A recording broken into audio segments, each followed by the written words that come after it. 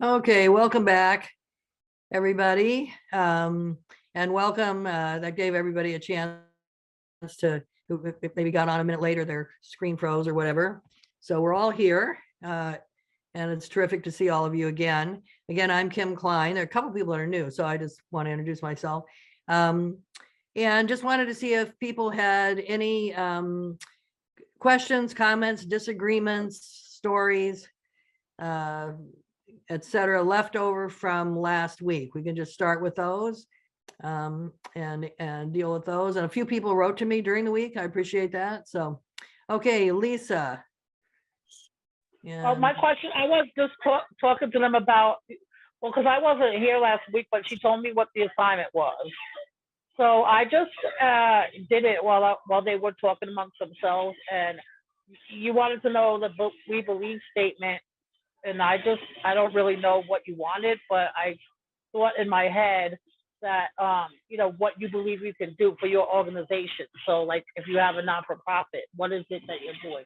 Are you making a difference? Are you doing something that can make a change for them, or are you making them happy? Like, so ours is like a non-profit organization that sponsored through our church for foster children, and we just kind of just make up backpacks to give to them.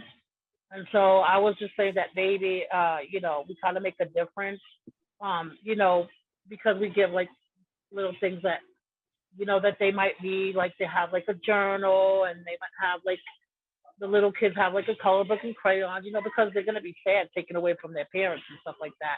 So I just said that, even if it's a small difference, I believe that we make a difference for the children. Absolutely. Absolutely. I think that's exactly right. That notion that we believe that small things are what make a difference, and particularly small things in the life of small children are big things, can be very big things to the child. So yeah, thank you for sharing that, Lisa.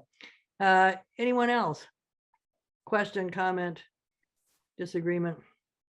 I want to say one thing about the case statement, which we went over, and Lisa was referring to that I forgot to mention, and somebody wrote to me about it.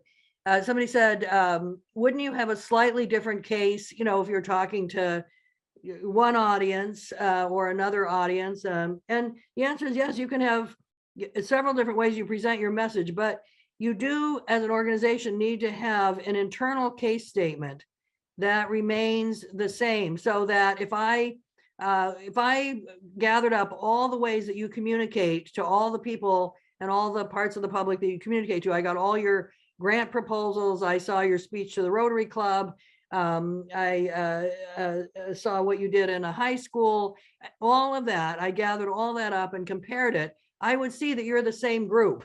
You're the same organization across all those venues, whether you are doing online or a house party or whatever. You give, there's a relationship in the message. It may be slightly different when you're talking to longtime donors who know what you do and they have questions just about a current program.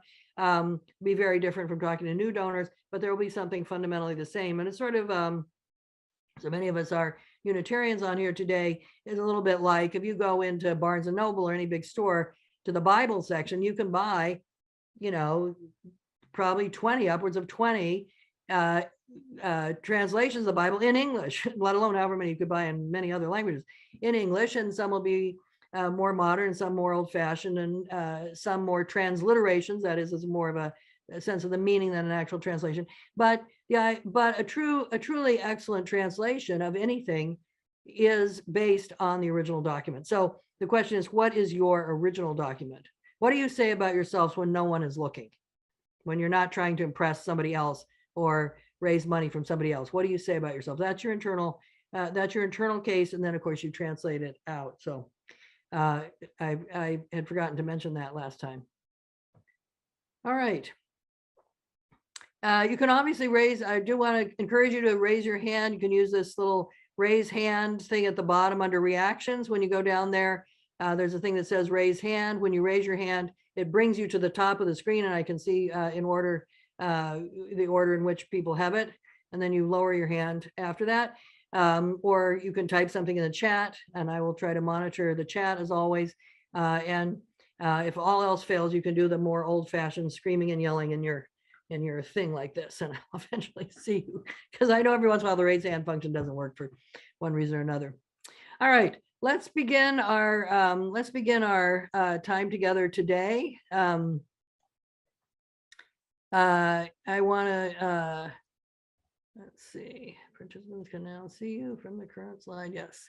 Want to remind you of what we were talking about last week, the purpose of fundraising, which is to build relationships.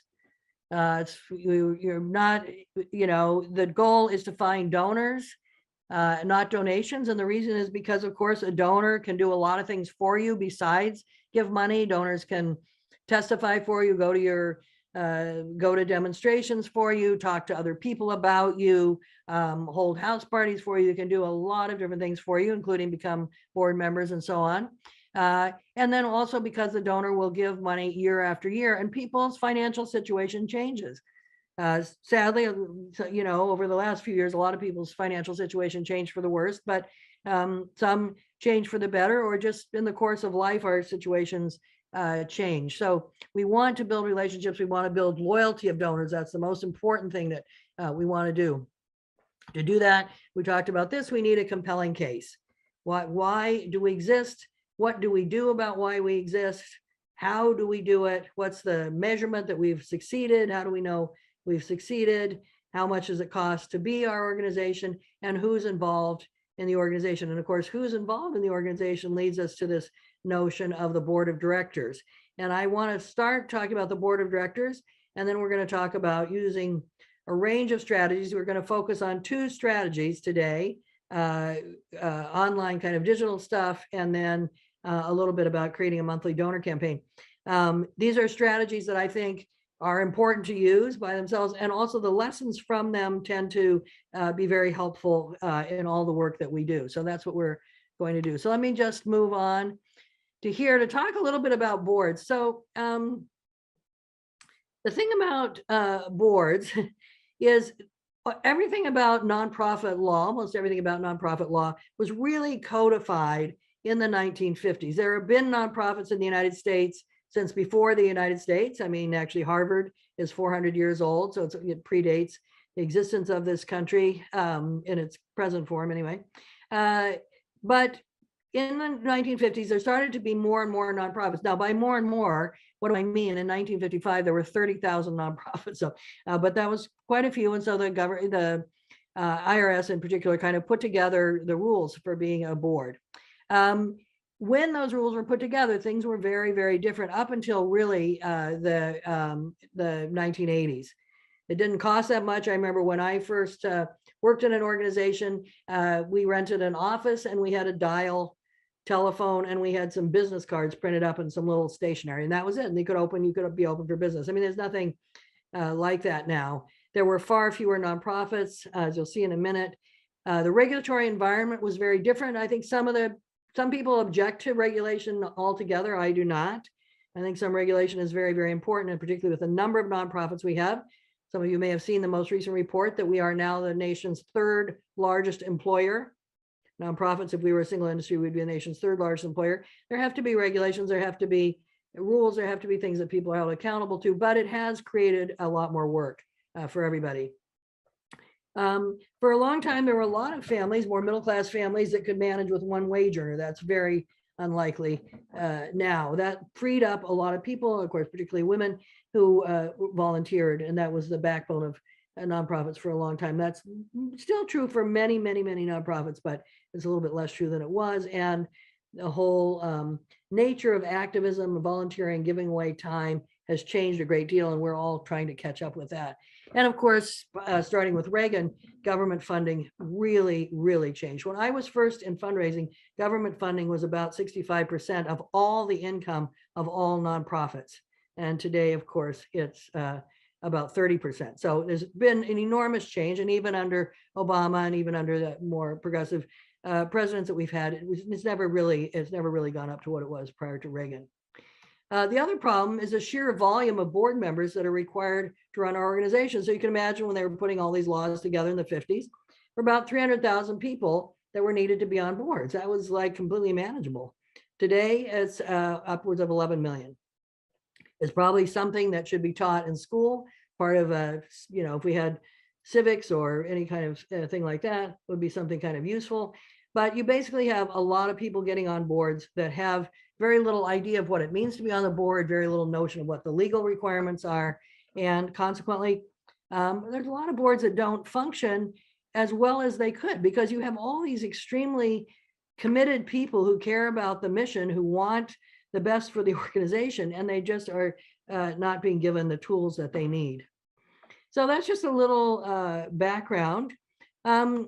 In my experience, these are the most common problems that boards have. And I have them in two columns: things that are easy to fix and things that will take a while or actually never get fixed because the situation is hopeless. So the things that are easy to fix are expectations. Have in your board, create clear expectations. What does it mean to be on this board? And sometimes people say, well, if we told people what it meant to be on the board, they would never agree. And that's right. They should not agree to be, you should not bring somebody on the board who doesn't know what it means to be on your board. The most successful boards that I know, there's one, the National Center for Lesbian Rights. They interviewed 10 people for every one person that's brought on the board. And it's extremely competitive. People want to be on that board, but they have to raise a lot of money. They have to do a lot of work, and they sort out. And people that aren't, it's not a good time in their life or not something they want to do, are not on the board. So I think set a high standard. Your better bet is to make it seem more difficult. And then when they come on the board, they go, oh, this isn't as hard as I thought. That's far better than what is 90% of our experience, that we're kind of invited on a board and then it turns out to be a huge amount of work. And people feel a little bait and switch there. Part of the expectations, of course, is a clear job description. What exactly does it mean to be on our board? There is a legal job description. There is stuff you can do and not do inside the law, but that's a very broad thing. But what does it mean to be on your board? How many meetings do you have? Do you have committees? Are you expected to do work between meetings? What kind of fundraising responsibility are you taking, and so on? Very few boards have good orientation. They'll have a little, now it's largely on Zoom, a little half an hour thing before the first board meeting, or they'll send, I just got one in the mail. I actually was going to show it to you, but it's too depressing. And this giant, like 5 trees died to make it, a little booklet, that's all the stuff that I need to know about this board. And I'm like, really, who's going to read that? I mean, I actually might read it because I'm sort of that type, but I think most people would not. And that's the orientation. Read this, and then you're ready to be on the board. And it's like, no, that won't work. The other thing I find very common is people have a different agreement with each person. So someone comes in and, the idea is that they have a name that's known in the town, or they're kind of well regarded, or they're from a certain profession, an accountant or a lawyer or something like that. And that's what they're supposed to do. They're supposed to either kind of just be there as with their name, a little decoration kind of, or they're supposed to do the accounting, or they're supposed to do the legal stuff, and otherwise they have no other responsibility. Someone else comes in and they're supposed to do fundraising, and someone else comes in, and each person has a different agreement. And I can almost predict exactly when the person was asked to be on the board relative to the time that they had to be confirmed by the agreement. So the people that are way further out, like we have a couple months till we really need new board members, they have a much stricter agreement. There's been much more vetting, much more discussion with them. And then the people that are asked the day before that everybody's supposed to be on, they were just like, look, just come, just show up. You'll love it. It's fun, really fun. And they come on the board that way. There's a lot of board staff, stuff. I would say, I don't want to say dysfunction, although sometimes it takes that role. I think sometimes the paid staff feel the board is intervening, but they also want them to raise money. I had somebody called me the other day, a board chair, and said that basically the executive director doesn't say this exactly, but basically the feeling is, what have you done for me lately? How much money have you brought in lately? Don't bother me unless you're raising money. That doesn't really help. And on the other hand, sometimes the staff is really, really too overworked to provide board support. Ideally, one person's job, if you have paid staff and more than one person, ideally one person's job is to, part of their job is to be the liaison with the board and make sure that board members are getting the things that they need and so on, because these people they're working for free for you. They are the equivalent, a lot of times the board, if you add up all the work they actually do, not even all the work they actually do that is helpful, that actually drives the mission forward, you will see you have the equivalent of a full-time staff person in that group.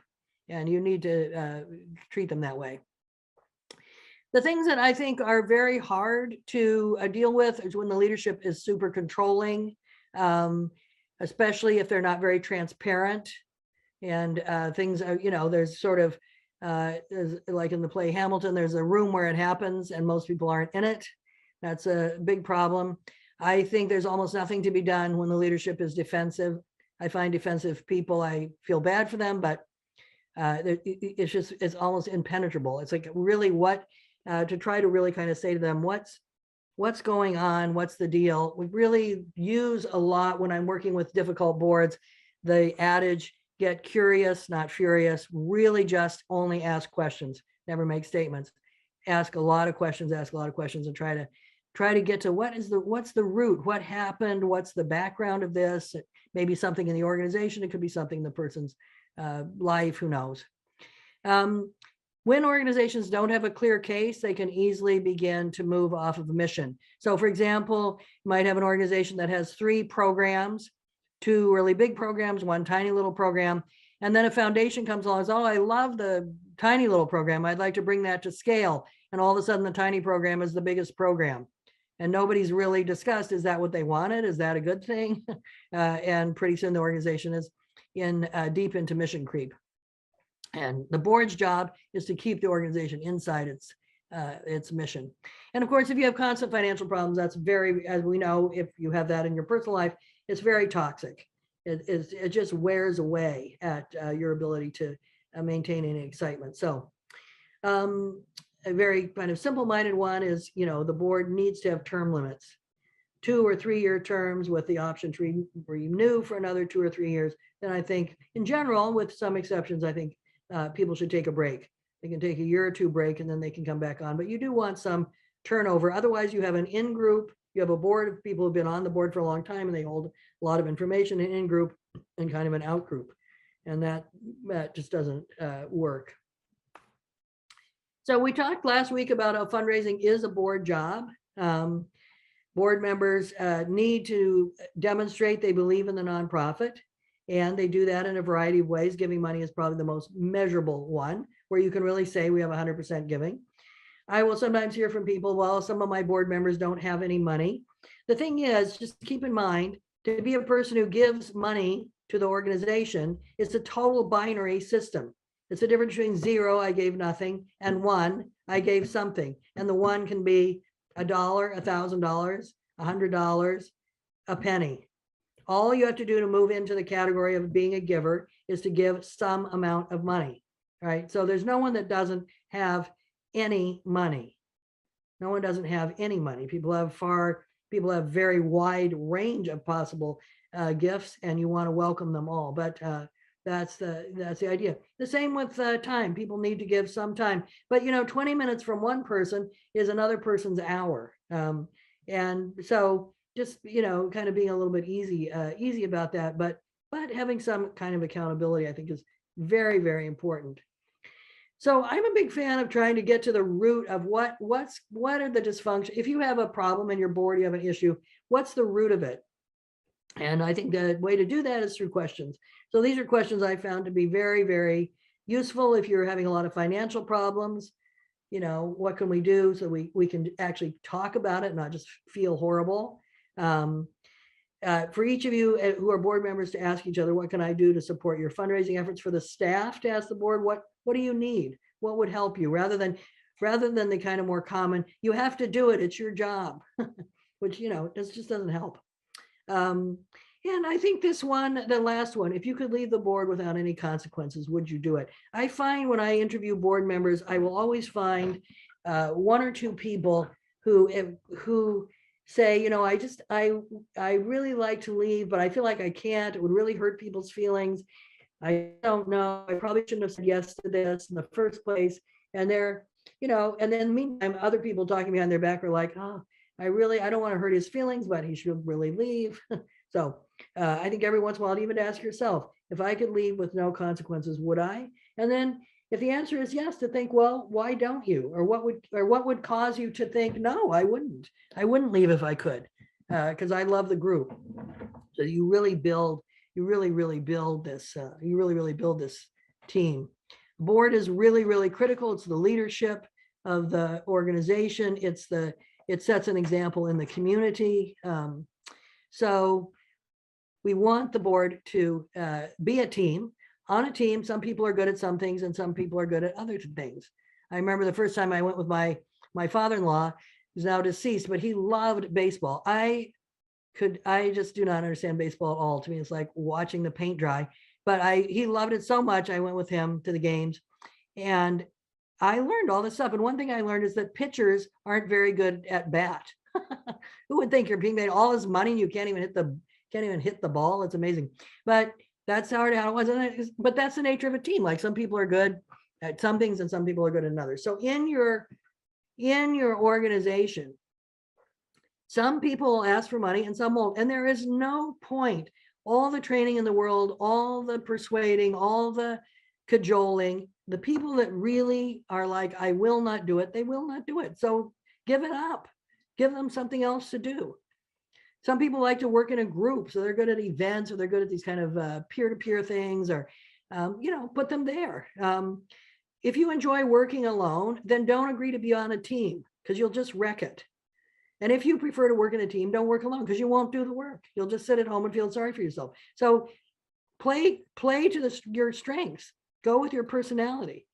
I find that there are people that will say, oh, I could never ask a friend, but they could ask any stranger. And then there are people that are total opposite. They were like, well, I'd ask friends, but I can't ask somebody I don't know, right? And then some people are very good with foundations, corporations, churches, synagogues. They're good with institutions. They are not good with people. So the question from me to you is, who are you? Which of these are you, or are you some other kind of person altogether? And is your team, does it have some balance amongst all these styles? Your team does not all do the same thing, but all the things that the team does together create a healthy, vibrant fundraising program. And finally, the thing about boards is just for staff. This is kind of for staff to just follow this. And I'm sure if any of you have been in, any social welfare or sociology classes, you'll be familiar with this notion of SMART, which says it's specific, measurable, attainable or achievable, realistic, time-based, time-limited. The idea is the board sets a goal, how much they want to raise, how much they're going to give. Their donations are made by a certain date, so it's very easy. You have to make all your donations by November 1st. I was on a board once where you had to make a donation by November 1st, and if you didn't make it by November 2nd, you were off the board. That was in the bylaws. You were automatically off the board. So no one had to ask you to leave the board. You just were off. And then, like, if you just got confused or you forgot what day it was, then the board had to vote you back on. But it made it very clear what the line was. People will have things that they can do. And if they try something, they can't do it, it gets to be renegotiated. The board is not in charge of all fundraising, but it does set a really good example, and it's a really important part of the team. And then the tasks are over. I find one of the rewards for being a board, well, some of you are board members, and you will relate to this. The reward for being a good board member and doing your work is what? More work. So it doesn't take that long until somebody thinks, oh, I could be on this board by working or not working. I think I won't work because I notice that the people that don't work don't get asked to do anything. That's not fair. It's like, no, if I agree to be part of the chair of the major gifts committee, I do it. We have a goal. Our goal is $200,000. It's to be done by March 1st. March 2nd, I'm done. I'm not asked to do anything again until later in the year because I've done my part and now someone else. And it's the same notion as a sports team, that some people are on the court or on the field and other people are resting. Now, the whole team is never out there all at the same time. And we have to pull even the really people that are super good, they have to be pulled back onto the bench temporarily, sometimes just to get a little bit of a break. So these are some tips I found that I think are really useful for working with boards. I want to give you a chance. We talked a lot about this last week too. So I want to just give you a chance to kind of think about your board. Some of you I know are also fiscal sponsors of another group. So you have people that are not literally board members, but they are acting in that capacity. That is, they have a leadership role in your organization that is unpaid. So whoever is acting in that capacity, just kind of imagine that group. And in groups of 4, kind of think about, what would you say if you knew that people would really hear you? They'd be like, oh, well, okay, I hear you. What would you say, and what would you ask of the other people? What would you want from them? And what's working well in your group? Some things working well, some things are going well. What are they, and how can you strengthen them? How can you play off of that and not focus as much? We have a very strong negativity bias where we tend to go with what isn't working, but probably a more useful thing is to really focus on what's working well and build on that. And then I'd be kind of curious what your most pressing concern is. So we'll take just a few minutes about this, maybe about 6 minutes, and come back and we will talk about it and see what insights come up from that. Sophia, can you do that for me? The recording. No, I think that's true. I think that you have, we pivoted so successfully away, and now we have to pivot back, but not totally back because we're still in COVID. It's very tricky. Yeah, totally nuanced. All right, welcome back, everybody. About 40 seconds. Let me see what's in the chat here.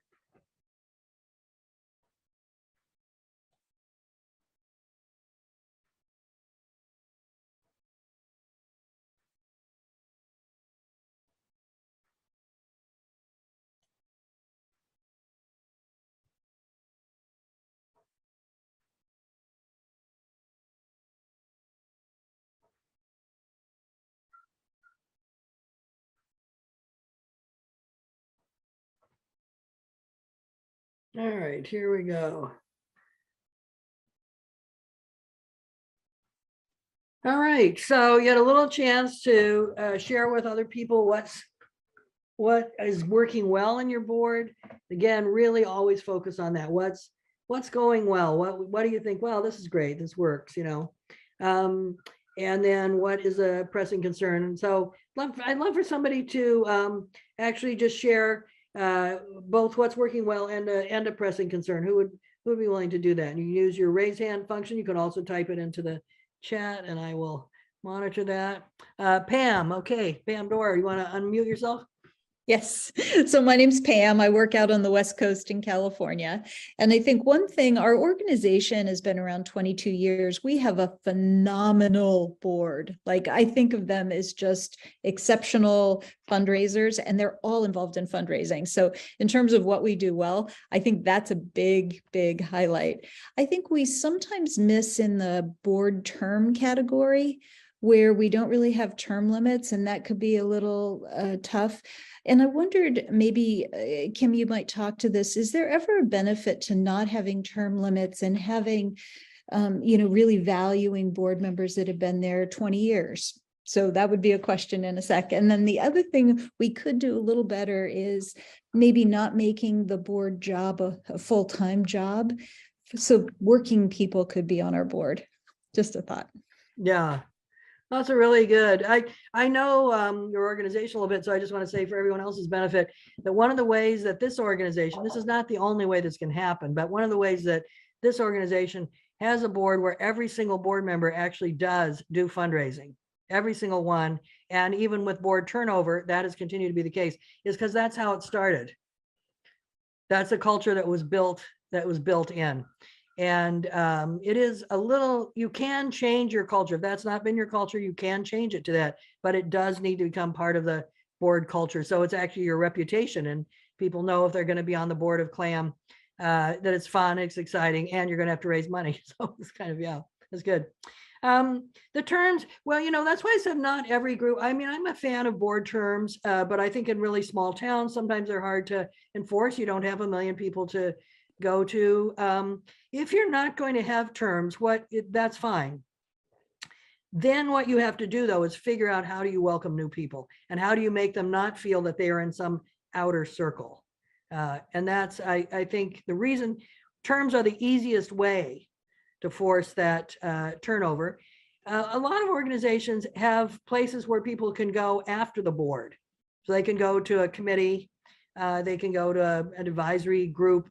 not an advisory group that's just names on your website, but that actually give advice or ask for advice or ask to do things. And so there's a certain, I love organizations where there's a board and that it carries the governance responsibility of the board, but there's kind of a permeable membrane of people that are kind of in and out because they do stuff and they were on the board and now they're not. And sometimes even new people are like, now who's that? And why are they there? And I think that, it's slightly chaotic, but it actually is really great. It kind of works. So I look at that. But yes, to answer your question directly, I've seen very successful boards where people are on forever, on for a long time till they drop dead, and it works fine. But it takes work. It has consequences. Thanks for that question. Another question or thought. Let me just see what's happening on my other screens. Oh, wait, I just saw somebody had their hand up. Lisa, yeah. Very good. I just had a quick question. I was asking how often should a board be meeting? We meet monthly, and somebody recently, like their jaw, I was concerned they bruised their jaw when I told them when their jaw hit the floor when I said we meet monthly, and I was wondering what your thoughts are on that. Yeah, well, I'm a little bit I think you should meet when you need to meet, right? So, and most organizations, if you don't have, how many staff do you have, Lisa? Just me. Okay, yeah. So organizations don't have a lot of staff. The board is doing not only its job, but it's also doing stuff that in a bigger organization like a university or something would be done by staff, right? So the idea that you would meet less frequently than monthly is very difficult. And monthly is exactly right for you. Some boards meet, quarterly. Quarterly, I think, is the minimum. And when they meet quarterly, it's because their committees are meeting more frequently and doing work. On the other hand, there's no point in meeting if all the work is being done elsewhere and people come into the meeting. But so somebody's written here, our board meets quarterly, but the ED and certain staff will meet individually or with people they need to. That's certainly possible. The thing is, when you try to accommodate a board members that don't want to meet frequently, then it's way more work for the staff because they have to figure out how they're going to meet with all those people. So that's tricky. But I think monthly is perfectly fine. And anytime somebody's jaw hits the floor based on any requirement, you really want to back up and think to yourself, maybe this person isn't really suited to be on the board. They might be a totally lovely person and kind to their pets and so on, but not really suited to be on the board. Because you want people to go, oh, that seems fine. That seems good. All right, Northern Plains Resource Council, one of my favorite groups in life. Thank you, Kim. I am just curious about board sizes. As you know, our board has capacity for 33 people. And that is very overwhelming to maintain, and also though fits with our democratic principles of having broader representation. And so we're just really trying to grapple with how to have accountability with that big of a group. Yeah, that's tricky. Yeah, 33 I would say is a little on the high side. But I mean, there's reasons why you have that. It was, I think, originally in your case, right, to have representation from wide part of the state. This is an organization that serves the state of Montana, which is a huge state. When you have a really large, the ideal board size, I think, really depends a lot on the board. But when I look back on the boards I've been on and other people, I did a little kind of fun, not really scientific study, but mini study of when you think of the most functional boards you ever were on, how big were they? That was one question we did ask. In the most functional boards you ever on. And the answer most often was 15. The 15 was it was big enough so that a couple people could drop out or a couple people could have, some problem. Their mother needed full-time care, their kid was in trouble at school or whatever. And there were enough people to pick up the slack, but it wasn't so many. When you had a board meeting, you could see them all on the screen in Zoom, or you knew who was missing. There was kind of a thing there. So, that's just very anecdotal. what you may have some reasons why you want to continue with 33, in which case you'll have a very strong executive committee, usually. And actually, in many organizations, the executive committee is essentially the board. And then the rest of the board are kind of a audience that holds the executive committee a little bit accountable. And that's certainly a legitimate structure. But yeah, you're going to have to experiment, because it's just a lot to keep track of. No one can even remember all those people. So probably kind of thinking through, and now with a lot of, we don't have time to get into it today, but there's a lot of new models for working together that you might want to explore, where you can get the same accountability and the same representation without without the board being the center of gravity for that. Is there some other way to engage people and get that representation? And I think if you look at sociocracy and you look at some of these other models that people are using, even in towns, participatory budget and so on, you might see some clues at ways in which that might be useful. And I'd probably kind of think about beginning to decrease it. Tarn. Yes, I've run several boards of directors. My two favorites were the Wallingford Family YMCA, and then also the Wallingford Public Library. This is some years ago, but we had about 15 people on each board. And one of the key elements was, as we moved into a period of fundraising, that we had at least one or two key people who brought a lot of money to the table, and they set the bar. And that made such a difference. The first one with the YMCA, we were trying to expand the whole facility, and I brought a man on the board who was one of the first members back in the 1950s, who owned one of the bigger manufacturing companies in town, and he set the bar by giving $100,000 day one. And no one else gave that much, but it got people to think, wow, if he can do that, we can do something, and maybe more than we thought we could. Not 25, but maybe 250. And the same thing with the library. We had one person who gave, it was a smaller project, but she gave $30,000. And again, that was a good level for people to be aware of.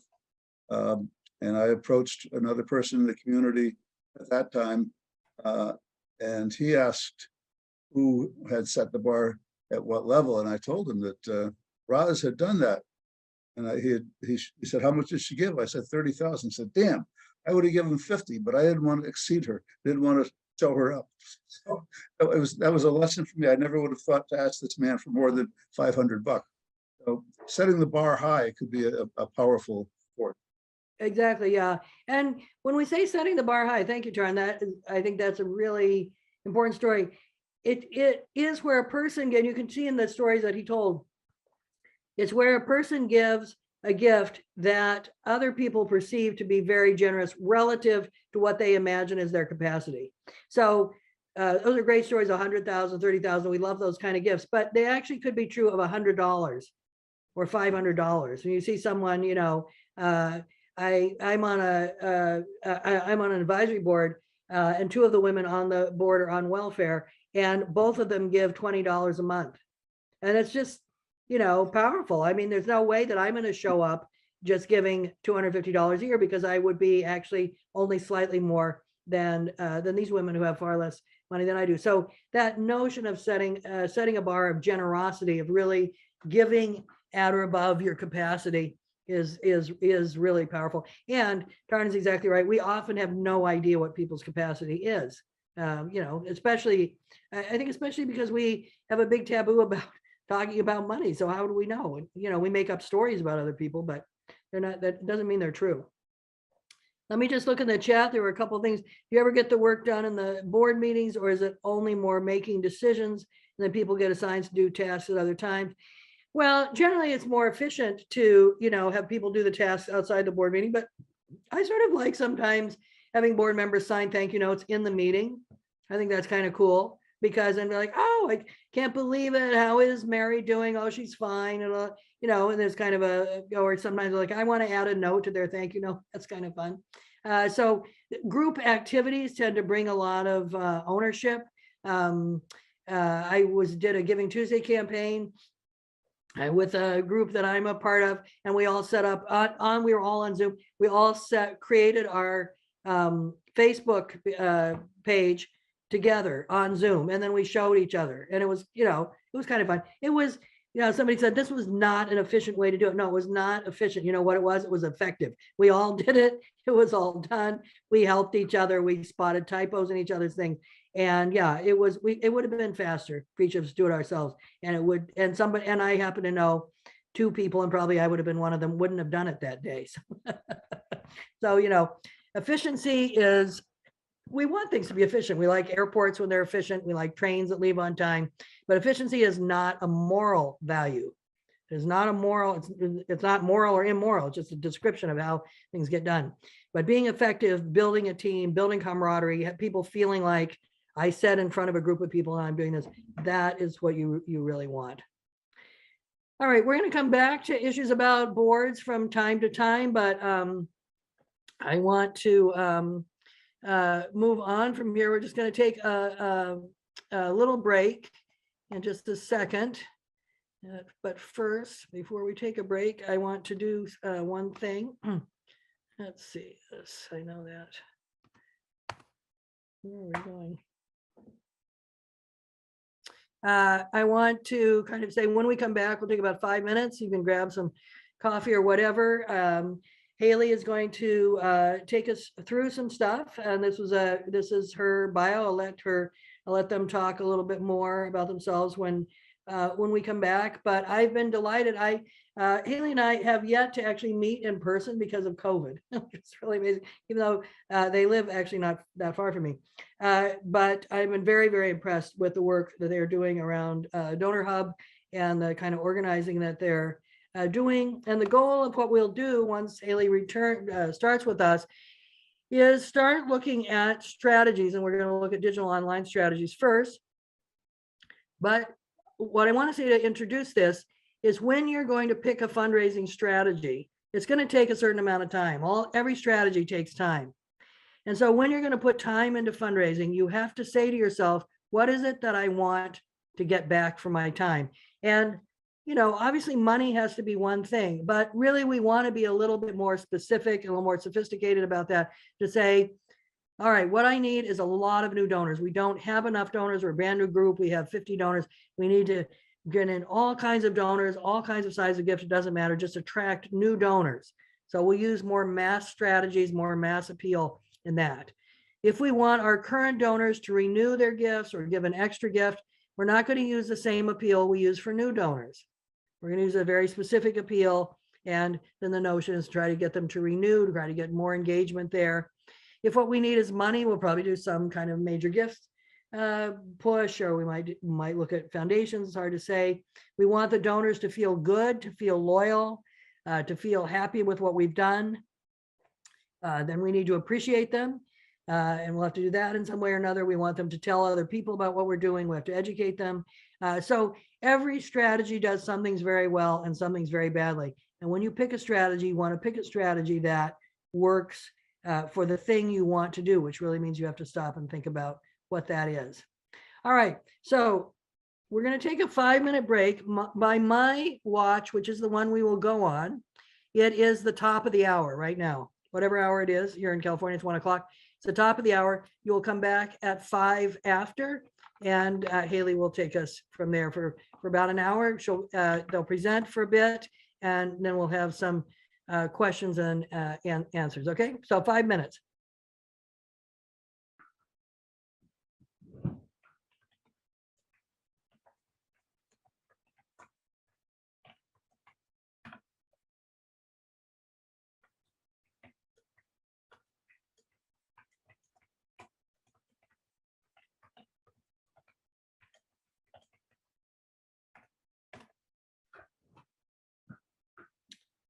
All right, Haley, I'm going to say I think you can take it away.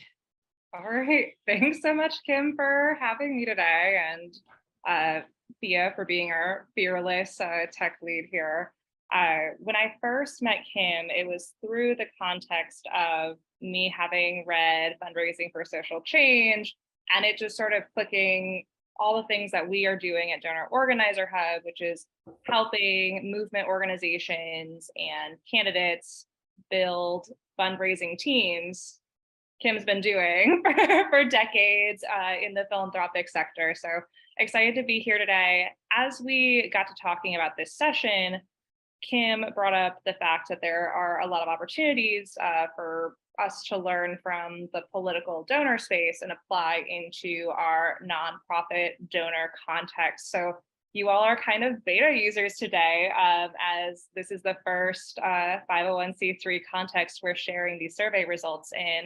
But I am with Donor Organizer Hub. We are focused on building the capacity for everyday people to fundraise for their networks for progressive causes they care about. And we think about in a holistic model, as Kim has been outlining in this training, starting with board and staff, getting into volunteers and donors. The need for this survey came after the 2022 midterms and the feedback that we got consistently from those doing the work of organizing their networks and fundraising for progressive causes is just, my networks are inundated with fundraising emails and texts. And I'm sure all of our inboxes and our phones look pretty similar here. So we partnered with 9 different fundraising networks in the progressive space, those that do some basic vetting and selection of strategic organizations and candidates to donate, to explore that hypothesis of, are donors feeling fatigued? Are they needing more education and support, and to be treated like humans?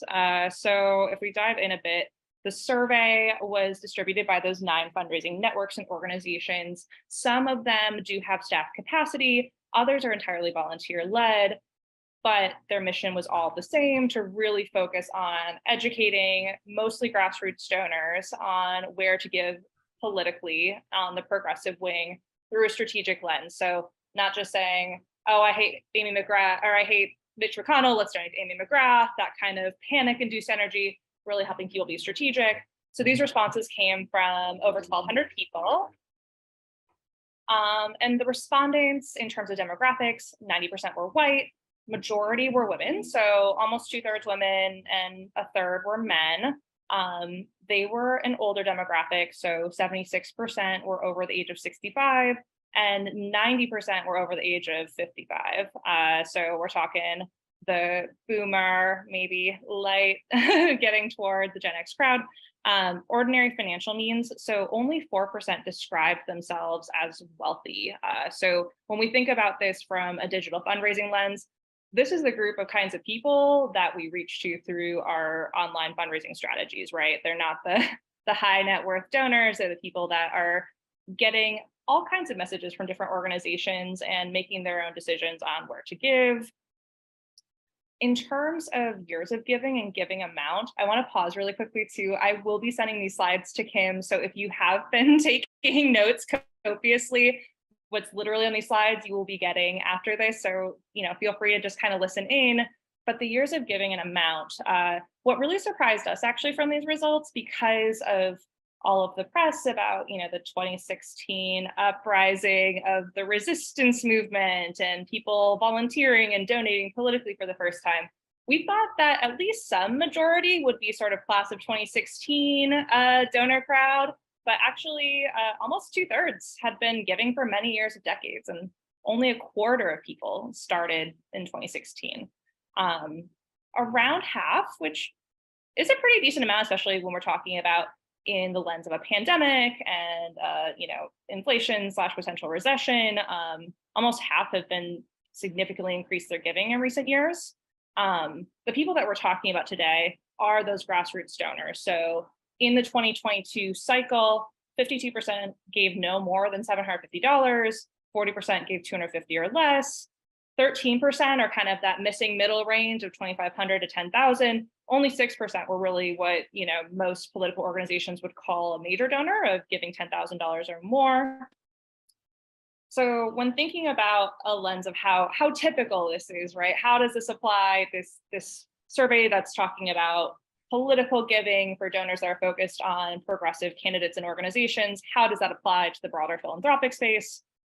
All the respondents were already a part of fundraising networks, so they were a little more educated, a little more, perhaps if you would say it's sophisticated than the average grassroots donor. Respondents were more likely to be women than typical because 61% of donors in 2022 were men. Respondents gave more than most donors. And the one thing that came across that was surprising when Kim and I were speaking is that the age is pretty reflective, even within a very online fundraising context. The median age of a US donor is 66. So the first thing we asked about was the sources of information, where people were thinking about how they could do their own due diligence process to decide among the different opportunities to give, where they would give. And again, given that people were part of these fundraising networks that were giving them strategic advice, our thought was that a good chunk of them would actually say the funding intermediaries, which is the second from bottom bullet point there. But what actually came up is the top things where we would hope that they would not seek for their fundraising advice, which is reading the news and candidates themselves. So reading the news, you know, Roe versus Wade got overturned, then they would go to panic donate. Candidates themselves, we left this to be open interpretation, but we imagine it would be what was coming into their inboxes and text messages already. That's where they got their source of information of what was happening. 58% did their own research on the internet. So, you know, a little more than half, but surprisingly, a lot of people rely on third-party sources rather than digging in themselves. 43% actually went to the Democratic Party directly, which is very surprising to us. We assumed that if they were part of these more sophisticated fundraising networks, they would maybe be less likely to be prey to some of the DNC, DSCC, DCCC's panic-inducing fundraising tactics, but they actually, a lot of folks felt that that was a good source of information for them. Only a third focused on funding intermediaries. Only 31% focus on someone that they know or trust, and we see that as a potential real growth vessel for the grassroots space, for there to be more people doing relational-based fundraising. So in terms of research on hands-off or hands-on or hands-off, 52% again saying they do their own research. 40% say they relied on trusted sources and endorsements. This comes up a lot in a political context, right? Because candidates often get endorsed, or they're often funding intermediaries in the political space that will say, we recommend donating to these different groups or candidates, and then 8% given the moment. So this is all self-identified, right, rather than actual behavior reporting, but it was interesting to see how few people said that they would give in the moment. Something that I think might be interesting for folks here to think about as those that are C3s or fiscally sponsored, is that the tried and true, you know, beliefs is that C3 giving, you know, the tax advantages that come with it is important to donors. Given the grassroots demographic that we surveyed here, actually for a good chunk of them, it just wasn't. Only 6% said yes. 27% said somewhat, and we didn't elaborate on what somewhat could mean, so it's a little bit leave to your own interpretation. But the big thing here is that 2/3 of people said no. And so when we work with C3-based organizations, one thing, you know, that we offer for them to explore is maybe trying, you know, test fundraising campaigns that are not year-end and see how those go. Because if folks aren't thinking about year-end campaigns and they're getting bombarded from Giving Tuesday till end of year, but C3 status isn't the most important thing in the world to them, there might be opportunities to expand and test out different timelines throughout the year where they're being less inundated.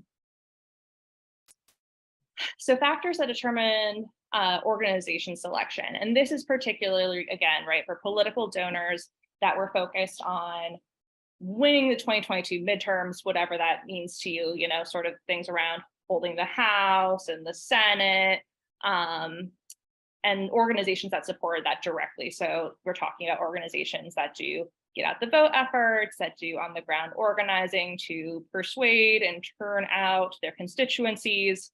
So that's typically the organizations that we're talking about. Some have digital strategies, some have on the ground, but it's really electoral focused. For these donors, 38% went off of firsthand knowledge. So they had some sort of direct contact to the organization or a contact that knew somebody about, with the organization. 20% looked for quantitative evidence of impact, which is really an interesting finding for us because it doesn't reflect a lot of the fundraising language that we see in a political context, which is really focused on, at best, storytelling, at worst, panic-inducing language. And so there leaves a lot of room for growth, particularly in the, the movement space, to think about giving some more analytical evidence behind their work. 17% talked about how they found it important to be tied with grassroots community groups where they knew that on the ground that they had those relationships built. So not as many as we would expect for those that donate to these organizations. And then the final one was recommended by an intermediary or trusted source, so 11%. Again, we see a lot of potential opportunity for there to be sort of grassroots evangelists of particular organizations to go and spread that message of an organization's mission to their contacts. Haley, Yes. would you mind just saying why in the previous two slides that they don't actually add up to 100%? Some of our more math inclined people have noted that. Yes. The reasons is there was an other category. We allowed the other category to be open-ended. The other category that was open-ended was not particularly fruitful for conversation, so we just kind of left it off for discussion there. Thanks so much for catching that.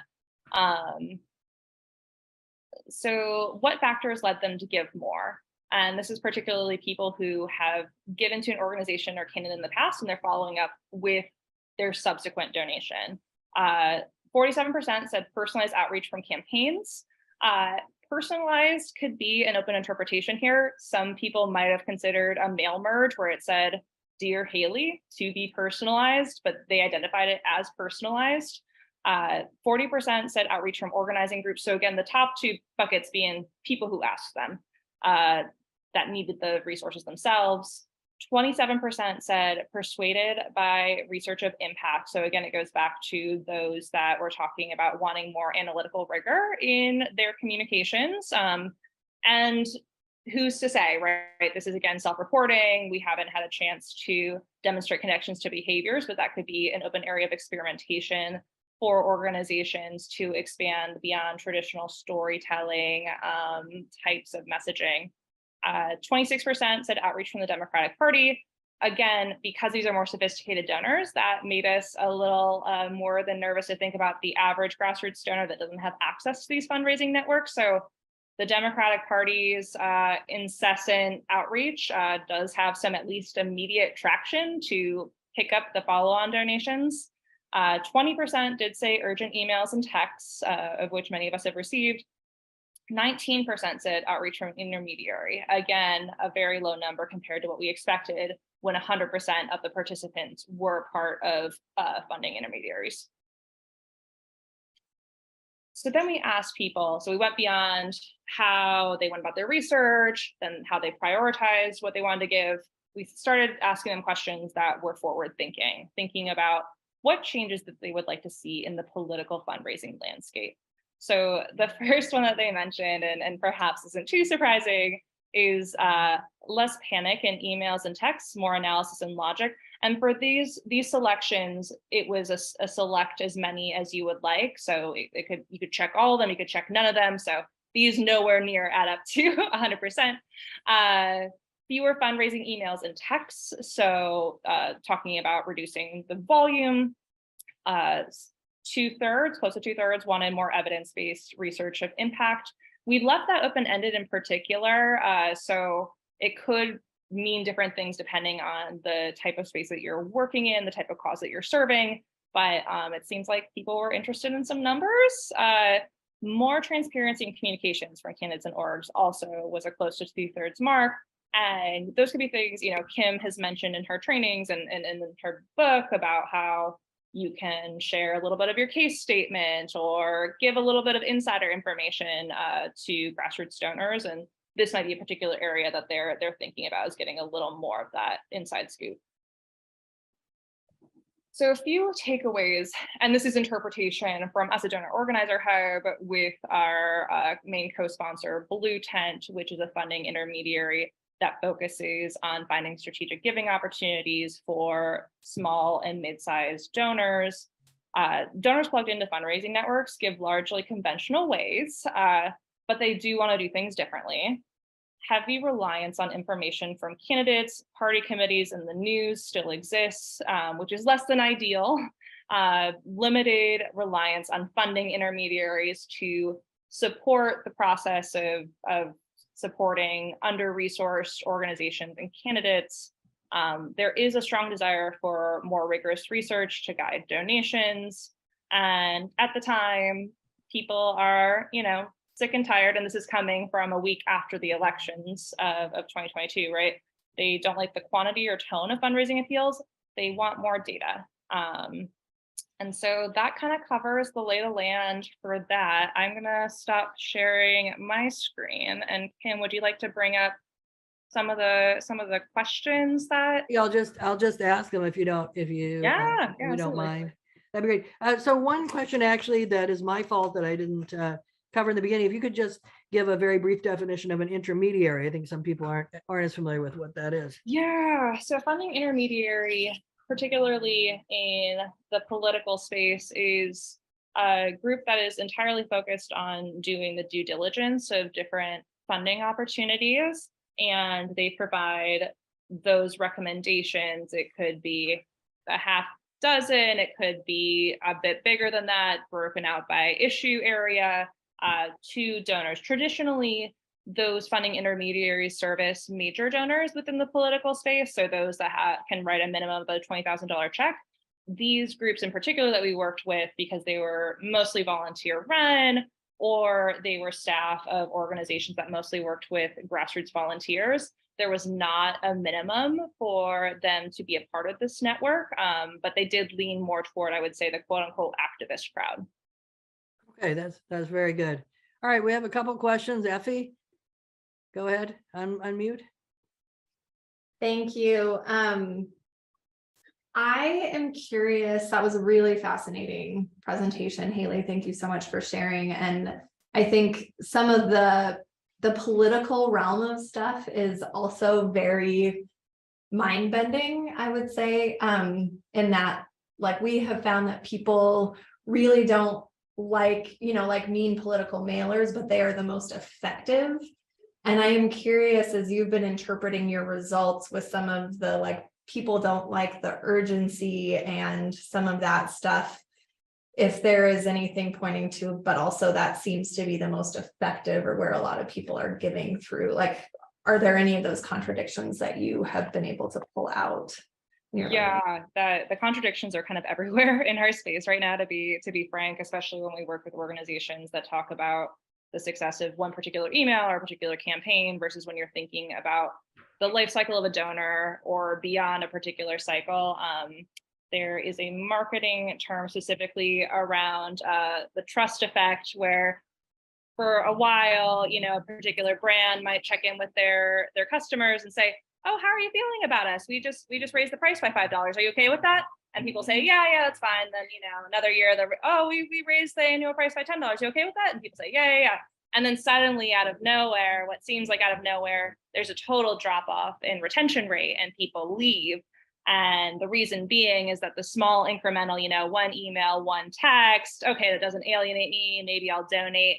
But then there's just kind of a larger scale exodus because there's that sentiment felt. And it really gets back to what we always recommend in a digital fundraising strategy is where you can putting personalized touches in it. And a lot of folks immediately come back with us and say, Haley, we can't talk to every grassroots donor the way that we cultivate a major donor. And that's absolutely fine. But thinking of small ways where if a donor responds to your fundraising email appeal, you can take the 10 seconds to respond and say, hey, thanks, or get back to them on their questions. Or, when Kim talks about writing the postcards to thank donors, there are these small ways to kind of bridge the online to offline that I think could cure this potential trend that we're honestly seeing where people are continuing to give and respond to the panic inducing language, but there might just be a certain point where they say, okay, all trust is lost because, you know, you're the boy who cried wolf 10 times over.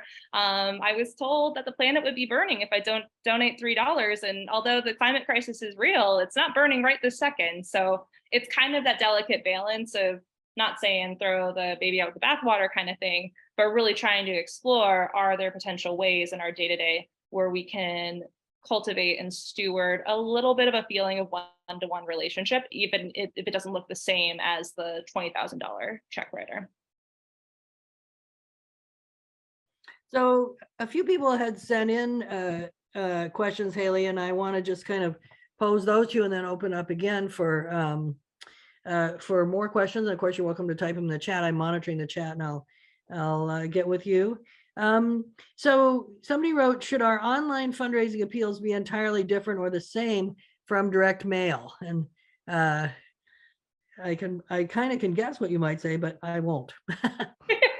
Well, I would love your chime in afterward, Kim. So in terms of entirely different, a quick answer to not entirely different is that no matter what method that you're using in fundraising, you want to make sure that you're giving donors all the options to give. So even if by mail, the primary way that you imagine a donor to give back is writing the check back, of course, include that return envelope. And also put down your website URL.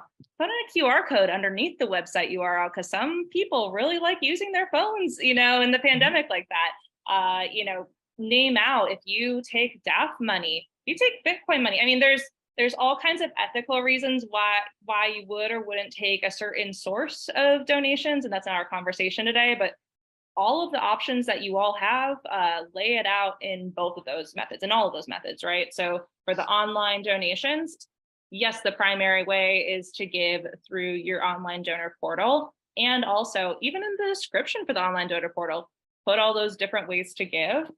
In the ways that it's distinct from at least what we've seen, and I will put it out there that we are not a mailer consulting firm by nature, so I leave it to the wisdom of those in the room that have that. But in terms of the differences in cost, a lot of what we've seen is, you know, kipping to mailers. It's really what's tried and true and has worked, a little less experimental.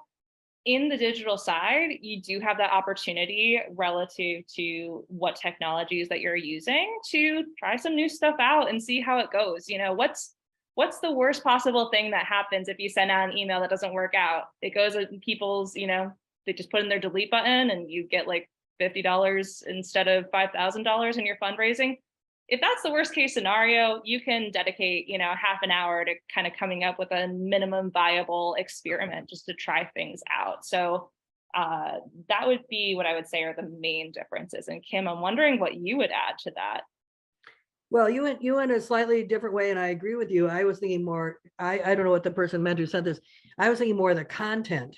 Would the content of the letter, the case, be slightly different in mail than email? And of course, I think not. I think you want to have, you know, in mail, in a direct mail, you have way more space.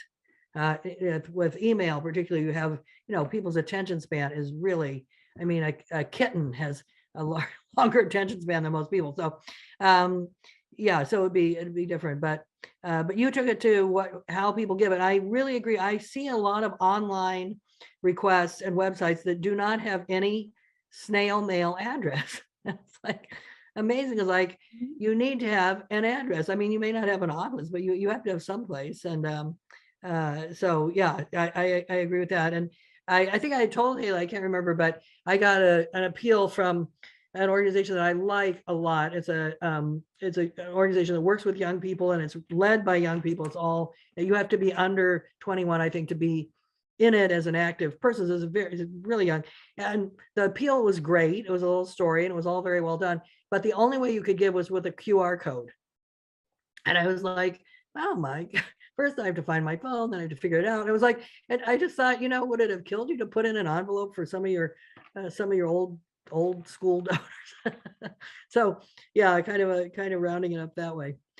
So we had another question in the chat here. I want to get where, let's see, wait. Does sweat equity lower how much someone would give? do people calculate volunteering against their giving? Actually, the evidence, and Haley, jump in here, but the evidence, the studies are very clear that volunteers give more, and people who give time tend to give more across class lines, across lines of ability. So Yeah, sweat and I would equity, say, if anything, would cause us to think people would give more.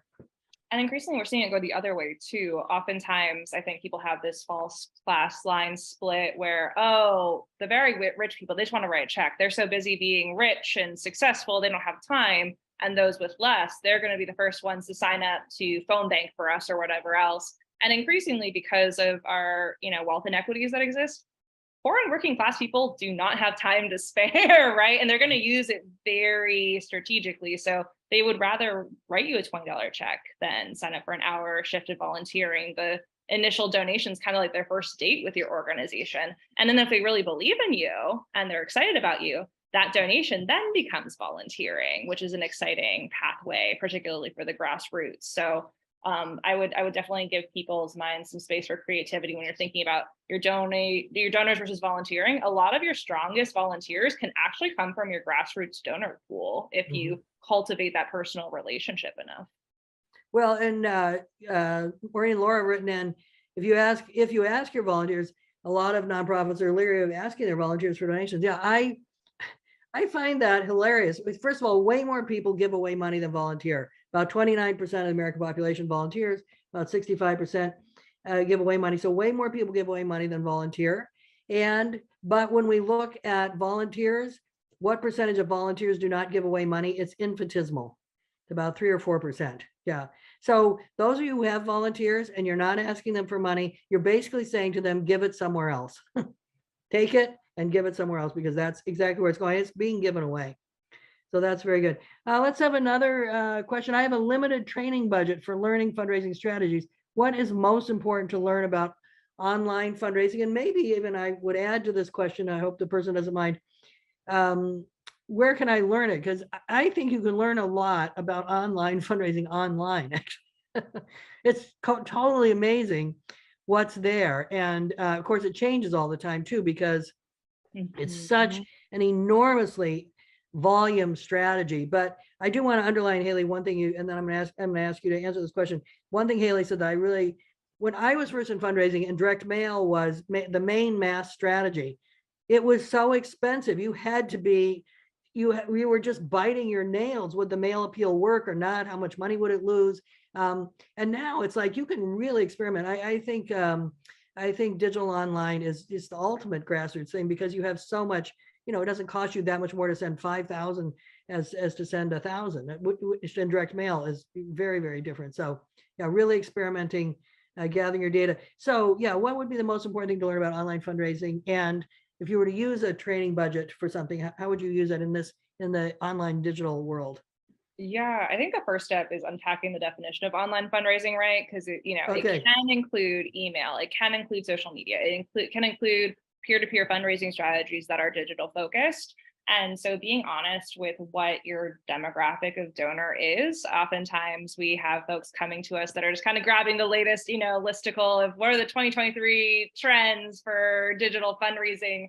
And where that can kind of sink its own ship is, if your donors are mostly above 60 years old, you don't need to learn about the gaming to give Twitch streamer 19-year-olds, partnering with them. Like, that's not inherently going to be your fundraising strategy. And looking into social media, for example, a lot of nonprofit organizations feel this pressure, especially when they are very low resource, to be at every single social media platform. And it's not tenable, right? The algorithms are against us every day. I mean, they do have some bare minimum nonprofit fundraising products, but really what they're there is to help people sell purses and, very capitalist things. And so what's more strategic in that lens, right, is thinking about where are your donors online? If they're not on Twitter, Twitter is mainly a space for like politicos and journalists. Like, if they're not there, don't bother going there. And in the platforms that you're working on, think about how to make a good bang for your buck. Like, if Twitter is a spot, following a nonprofit account, honestly, is kind of boring, right? There's no hot takes. There's no like, I'm going to go retweet this. Where a fun workaround for that is, as the leadership of a nonprofit, you can write with some sort of, these views do not represent the organization kind of thing, but you can tweet some kind of saucier things and get more traction, and people will associate your leadership with the organization. So when thinking about online fundraising and what's the best use of your time, a little bit is kind of starting with the good old marketing personas, like who are these people that we want to focus on with our very limited resources? And then going back to the experimentation piece, it's testing out based on where they are. If you're hopping on, for example, Reddit, like the tried and true direct mail and email fundraising appeal language is not going to work in a space like Reddit. Reddit is about like community building locally. You know, if you're an Oakland-based nonprofit and you're hopping onto the Oakland subreddit, you want to provide resources for people. You want to, you know, answer questions where your nonprofit can help them. There's very different lenses and angles based on that. So it's really tough to be like, go right to this particular institute to cover it. What I will say is a little hot take is I do think social media, or particularly digital ads, are a little bit overrated for small grassroots nonprofit groups without the sort of international or national name.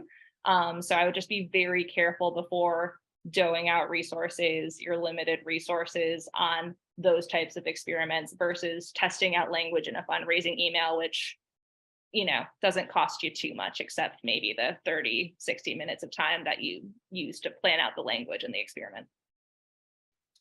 So, yeah, well, and you know, just that, I just think that test. Don't, you know, I hear this from people all the time. Oh, we can't raise money this way, or we can't raise this much, or we can. I'm like, well, where's your data? You know, this is a great thing about surveys and stuff, is you really can learn a lot. And to that point, Pablo was asked, Haley, how do you figure out where your folks are? What tools? I mean, you just ask them, looking at comparison email versus snail mail presence. Yeah, just give some tips about how do you figure out who your people are? I mean, very surface level, a lot of our technological solutions will give that information. So if we want to do a quick skim, right, of, you know, how old or what gender, the very basic demographics, we can snag that. Something that I've been encouraging folks to try just to see how it goes is honestly putting out a survey to their grassroots donors and asking them themselves, you know, what do they want to hear more about in, you know, about the organization? What do they care about? How do they come to the organization? Another opportunity, and you know, you can kind of segment this out so it matches your limited bandwidth, but having even just 15-minute conversations with, you know, a handful of your grassroots donors just to get a fun sampling of what they're looking for. It really also builds that loyalty piece. No grassroots donors anywhere are getting asked their opinion right now in a way that is not, you know, some scammy pack asking, do you hate Donald Trump? Yes or no? And then, you know, taking their emails. So if they're being asked, you know, it's something that reflects, you know, the amount of sophistication and care that they have, they're going to respond to that in a way that I think might surprise people. I think that's right, but I do want to underline what you said.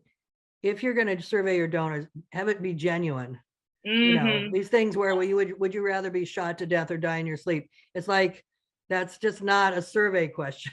No, and it's not any survey that ends with give money does not, even if it was a genuine survey, it doesn't feel that way. So surveys must be separated entirely from requests for money, or they won't feel genuine. Yeah, and I think it's I think people do respond. They kind of want to help, and we do find amazing things. I mean, just calling attention to that, how old the median age of your donors in a complete online digital space was. It was actually very, very surprising to me when you shared that with me, Haley. One kind of final question, we're going to kind of wrap up, not because we couldn't go on and on. You can see Haley has a world of knowledge, but just because of the time that we have here today. So final question is a really good one. What are the most common mistakes in the world you live in, so that we can avoid them? I always say to people, try to pioneer a new mistake, people. Don't make a predictable mistake. Our Northern Plains folks actually gave a really great summary of the contradiction. So I'm about to give some contradictory mistakes that people do. On one hand, for those that are, you know, lower resources, getting started out, whatever else, they're holding on to this contact information of their clients, their congregants, whatever else. And they're like, I've never asked them to give before. And so that's just a basic infrastructure thing, right? The biggest mistake is just not making the ask, not putting a donate button, at the bottom of all your emails, just very simple infrastructure things. The biggest mistake is just not prioritizing taking that step to making it accessible for a grassroots, audience.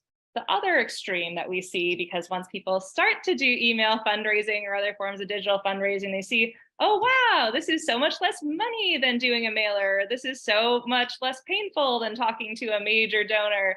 Let's just keep doing more of it. And they treat people like ATMs, basically, right? They just go back to them for more and more money. They're not thinking about it in terms of what could be a real user journey for people that are getting introduced to organization. Traditional marketing, again, I say this as somebody that's never been a marketer before, but I guess I love talking about traditional marketing tactics. But drip campaigns, even of just, welcome to our organization, we're so excited to have you here, we have this upcoming quarterly or weekly or whatever meeting, we'd love you to listen in and get to learn more about us. Having contacts where it's not just fundraising. I don't know if y'all have had a family member or a friend where you see them on the phone and they're just asking you for something and you ignore that call because you're just like, I know what's coming in here. That's not a real invitation to our missions and our movements, right? And so really coming back to the trust piece and building relationships, a very small way, honestly, that we've seen, especially from volunteer-based fundraising groups, that I think those that are staff powered could take some lessons from, is they've developed a relationship of when we ask you for money, it's genuinely for a very material need. Like, it's very strategic, it's very important, not just kind of treating people as like, oh, this is the backfill because we didn't get enough from our major donors or our corporate sponsors or from government funding or whatever. Really treating people as these are potential members of your organization to plug in. Okay, very good. All right, just opening it up. Any final questions? Did I miss anything in the chat? Anything you want to ask Haley before we move on? Well, that was so thorough. You've stunned them into silence. I'll also put my email in the chat too. So if people have questions sort of following up from this, feel free to send. Oh, Pablo's popping up too. We gotta make sure. Okay. Yeah, go ahead, please. So my question is, the slide you had with all the ways that people want to be engaged. My reaction was, well, that underscores people want to be invited into a relationship. They want to be invited into a dialogue about your mission, your vision, what your organization is doing. But on the other side of some of our discussion is, getting people to make themselves available for that. So what's your sense of how to use social media or an online presence to actually drive that willingness to be engaged in a conversation, even if it's not specifically about money, if it really is driven by an impulse to create relationship around the work? I heard you say surveys might help you figure out where they are, but any thoughts on how to leverage the tool of online for the purpose of fomenting fellowship, community, and service to the mission? Yeah, and this is a bit of a simplification. For social media, we honestly see it as unidirectional communication more than anything. There are instances where there's community building happening on social media, and we don't want to erase that. But for most nonprofits purposes, they're not like having intricate DM conversations about organizing a rally. It's like, it's very like, here's a polished tweet about us. As much as possible, if you can get something that feels a bit informal and is synchronous. So a very easy solution to that, right, is having a quarterly or some sort of, like regular but not too stressful cadence of a meet and greet with your program manager or your executive director or somebody who could kind of really tell a story, paint a picture, give some insights. To Kim's point about people really craving online spaces, and to your question, Pablo, that kind of built off of that, major donors are getting kind of invited to these civic homes, what we call them, all day, every day, because they're getting all the insider information. They're getting invited to join these special networks, galas, whatever else. There are ways that we can create it, you know, kind of like a Zoom gathering like this, bring together, even if it's just a dozen people, that can still be a real success, bringing them together at once to get a real deep inside scoop, you know, so part informational, and then kind of opening the floor to, how would you like to plug in with us? You know, how can we learn more? And I think people develop high stakes about thinking about developing this kind of programming for grassroots donors, because I think it has to be the same as what they do for major donors, which is tens of thousands of dollars going into these galas. It can be truly as simple as an hour or two of planning ahead of time with your team. Could just be you planning it, holding an hour session quarterly, could be twice a year. Anything's an improvement from just not communicating with these people at all. And then kind of developing emergently from there. But people feel so at distant, you know, from you when they get, even if it says it's from Maria at very important organization, like we know Maria was building that on MailChimp, right? Or if something was posted on social media, and even if you get a direct tweet back, like, you know, it's just a social media manager or intern or something. People want to feel connected to people right now. And so wherever you can do that in a synchronous way at scale, we strongly recommend. Yeah, I think that's right. I mean, I have a few clients who actually do quarterly Zoom meetings, and the director just, you know, and it's free registration. People get on, and the director or a board person gives kind of an overview of what's happening, opens up the questions. It's half an hour, which I think is really smart, like a very, very limited period of time. And another client who did it 25 minutes, which sounded so scientific, like, oh, okay, well, 25 minutes. And I was sort of amazed at the number of people who would get on. It was kind of amazing. And it wasn't always the same people every time. So, and just the invitation, I think, makes people feel like, oh, you know, I could do this if I wanted to, something about that. Well, Haley, any final words? And I don't want it to be final. I really appreciate that Haley's put their email in the chat, and encourage you to contact them. And I will post the slides, but super appreciate you being here. And just any other final thing you want to share before we move on?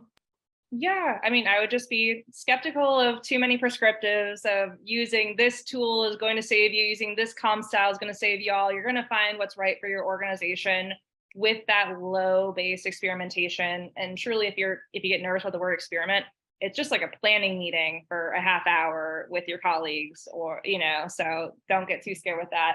And yeah, just have fun with it. Celebrate the failures as much as the successes. Have little failure parties with your team as you're learning as you go, because the digital world is shifting faster than any one of us could be, you know, able to digest. If it was that easy, there wouldn't be so many different listicles and consultancies and whatever trying to crack that code there. So just along the way, enjoy it, because you can gain a lot more knowledge from the failures and the successes too. That's so right.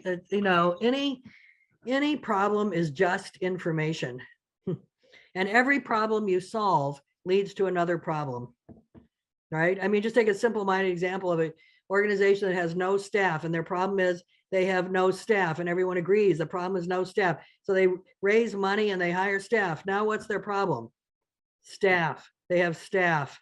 Oh my Lord. Now they have to have personnel policies, and now they have to have supervision and meetings, and they have to, you know, so yeah, that's why Ursula Le Guin, no, it wasn't her, it was somebody else. But anyway, said, why did God make the world round? So you just would not see what's coming. It's always a great excitement, right? Well, Haley, really, really, really appreciate you being with us. And of course, you're welcome to stay on for the rest of the time. And we're going to move along. I did want to give people just a moment. Sophia, if I could call on you to do this, just in groups of 3, just for about 3 or 4 minutes to kind of be, because, you know, we are a little bit fire hosing you with information, just a little chance to kind of think, okay, how does this apply to my group? What else do I need to know? You know, what did you hear? What did you think was the biggest takeaway? So just a couple minutes to react to this part of the day, and then we'll come back and we're going to talk about creating a monthly donor program. So this is kind of a brief thing, 3 people, about 3 or 4 minutes.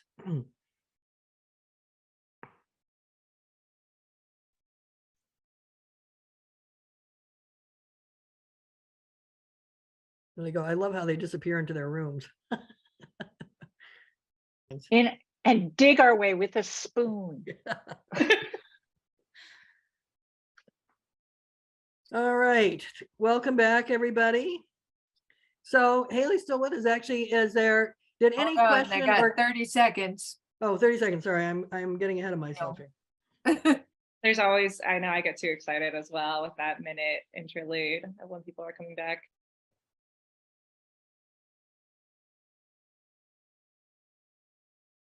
There they go. 15 seconds.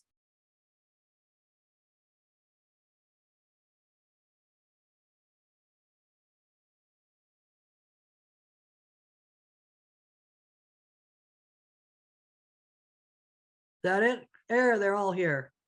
Hallelujah. Welcome back, everybody. So just before we move into the final part of the day, is there any burning question that came out of your small groups? Okay, Jan, yes. But unmute yourself. There you go. My group, we didn't really understand the intermediary versus the donor organizer type.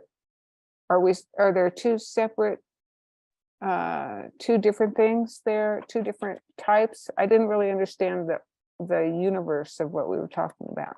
Oh yeah, absolutely. So a funding intermediary is a particular type of organization that does due diligence of various kinds to select organizations or candidates, and then they present that to donors in their network. Traditionally, it is higher ability to pay donors, so people that can write $20,000 checks or above. The particular funding intermediaries that we worked with did not have any minimum. They were part of people that were either volunteer led, so a group of folks in suburban Boston getting, their 500 pals to fundraise together, or they were groups with staff that had a strong volunteer arm that would also provide recommendations on where to give. Donor organizer have, in terms of the landscape, we're not a funding intermediary ourselves, we're a training capacity building organization for movement organizations and for individuals, specifically focused on helping them build their fundraising team. So thinking about starting from staff and board, like Kim is talking about in these trainings with you all, and then going deeper into building sustainable volunteer and donor-based donor organizing programs. So building up the capacity for those folks that are really committed to our organizations to fundraise their own networks and do that sort of year over year rather than just a one-time instance. So somebody asked if there, give an example of a nonprofit intermediary. I would say, I would say something like the United Way that recommends certain groups that they pick, the League of Women Voters, which is both political and non-political. So there's a lot of it's any kind of group that you kind of think, oh, I trust them. And what was interesting, I think, in Haley's thing is that people actually didn't. They were part of the intermediary, but they didn't necessarily trust it the most. They trusted the news more, which was sort of interesting. And then someone asked, is there an equivalent, since this was the data who turned out to be in the survey were mostly white people, is there data that's addressed more to POC donor acquisition? Someone's put a link to an article. I would really take the time to do that. I didn't know, Haley, if you knew offhand in the political space, if there is data that's really focused much more on people of color. And I know there are specific networks that are getting started, like Donors of Color Network and the Women's Donor Network, which both have C3 and C4 arms, is very invested in this. And we are also definitely invested in the future. This is kind of just a first landscape of what currently exists and is out there, particularly for grassroots donors who care about being strategic about their political giving. Yeah, well, and the interesting thing that Haley, I'm sure, has in their mind is if your main donors are white and their main age is 66 and above, you better get with the program and go somewhere else, because that's not, your main donors aren't going to be 90 and up. So you have a few years to get it together, to look for political donors to look a little bit more, we talked about the first day, a little bit more like the United States itself, which is increasingly in many states like California, a majority of people of color, and will increasingly by 2045, the whole United States will be majority people of color. So we do have work to do. All right, I'm going to move on to the next, last part of what we want to do. And invite you to jump in. Let's see, what am I having a little bit of trouble here with my.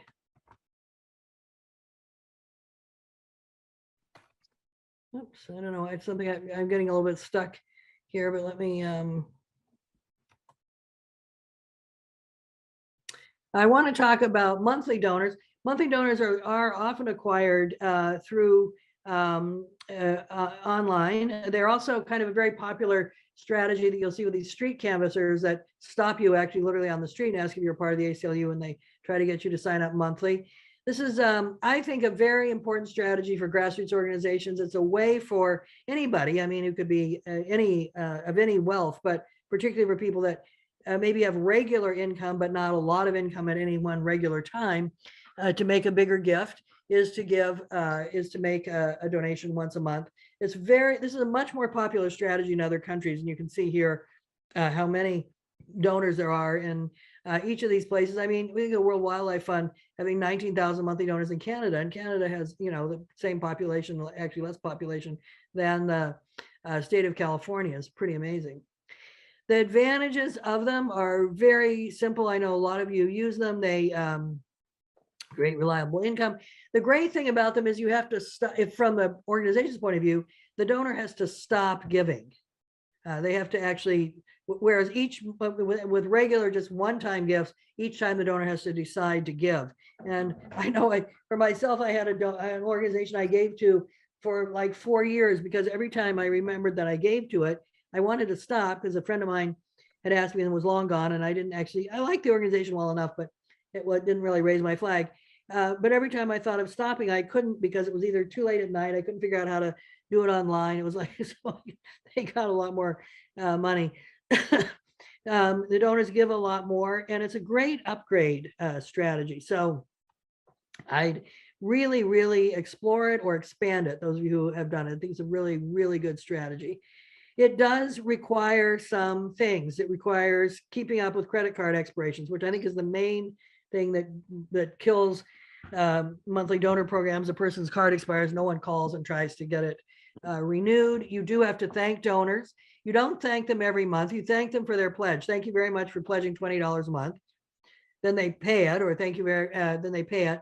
But every so often you want to kind of say, thanks for keeping on giving. You're great. Something 2 or 3 times a year to just kind of reward people for doing that. And they are their own segment in your database. So let's talk about how you get this started. I think all of you are able to accept credit or debit cards. I hope so. The most simple way to set that up is through something like PayPal. People are I'm not like the world's biggest fan of PayPal, but I'll say the advantage of it, people are very familiar with it. They know how to use it. The percent that they take is reasonable, but there are many others, Stripe, Network for Good, all kinds of places like that. But be sure you're able to accept credit and debit cards. Your program should have a name. I'll show you that in a minute. Monthly donor program is a name, but it's sort of boring and not that interesting. So I would kind of say, get a different name. You feature it everywhere. And you may want to have an incentive like, a mug or something like that, or an invitation to something. So, but don't make that a permanent feature. Don't lock yourself into that, just every once in a while if you can. These are some of the really very big monthly donor programs here in the US. And I like their name, Guardians of Liberty. I think wonderful name from the ACLU. Conservation Champion, Nature Conservancy, Humane Hero. These are kind of fun names. You then create a logo for it. It's always part of your drop-down menu.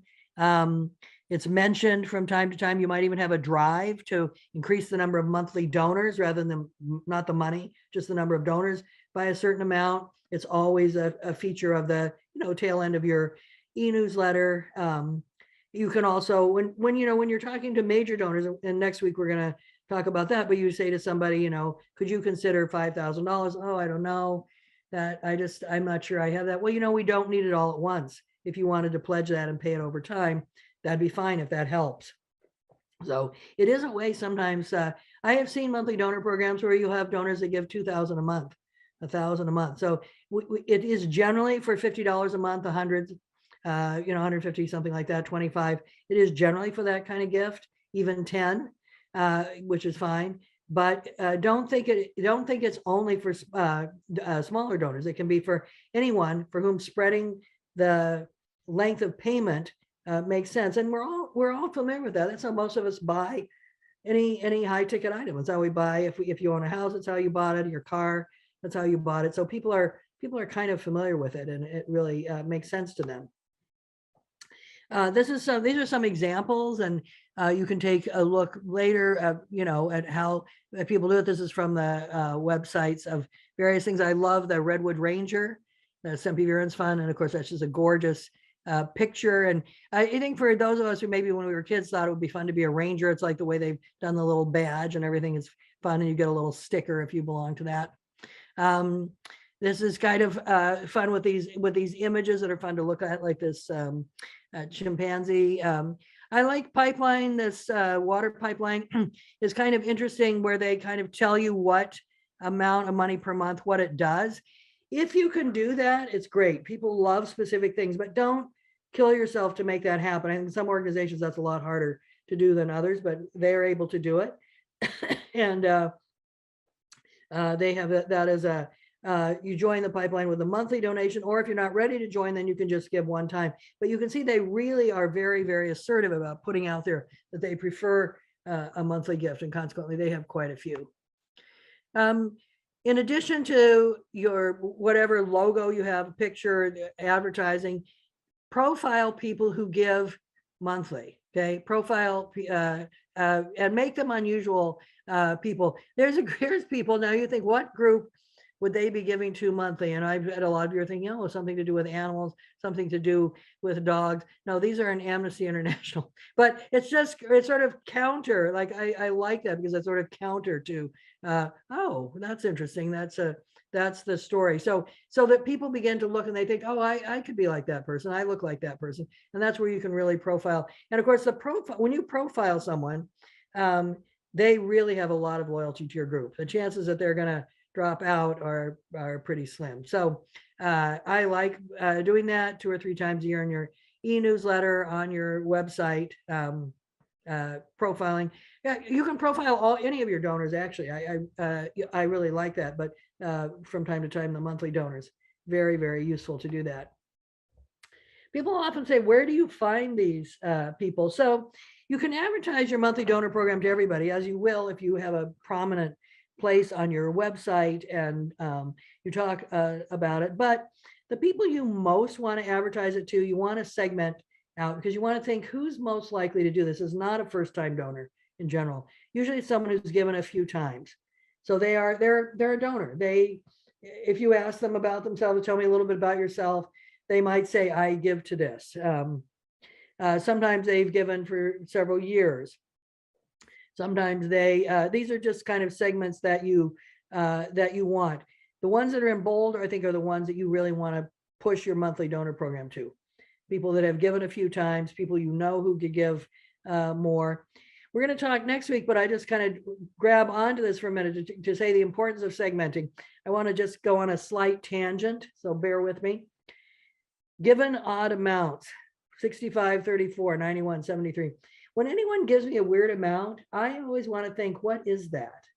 What is that? Is it, and let's kind of think what it could be. Could be a dividend off of stock. If they give you the whole dividend, well, I want the whole stock. Like, why not? They don't need it, apparently. And the tax advantages of giving stock are actually still in place and still quite excellent. It might be the way they balance for those 5 people in the whole world that still balance their checkbook. This used to be more how, what this was, at the end of it, they would balance it to zero, just give somebody the end. Sometimes it's some amount of money they won. It's, you know, it's hard to say, but I always like to call people and ask them why they gave that amount. No, I don't say it like that. I just call and say, oh, I really want to thank you, Sarah, for your donation of $65.34. It's so great. And, you know, I have to say, Sarah, it also made me laugh. It's a fun number. Dead silence. I don't say anything else. She will then respond, oh, well, it's blah, blah, blah. It's, you know, this happened, that happened. This is how I got to it. And I'll find out when she says it's a dividend, then I'm like, okay, I don't ask right away for the stock then, but I put it in my mind. I think I'm gonna do it later. So every segment has something you're looking for. That is the point here. And I'm going to come back now to monthly donors. The second one though, under there, that's not about monthly donors, people who give a large gift to one kind of appeal. So you have, you know, I don't know, however many appeals you have in a year, let's say 6. And one is about your summer camp for kids. And you have somebody who gives maybe twice a year and they give $50 twice a year, but the summer camp, they always give $200, $500. Pull them out. Talk to them about the camp. Is that a particular interest to them?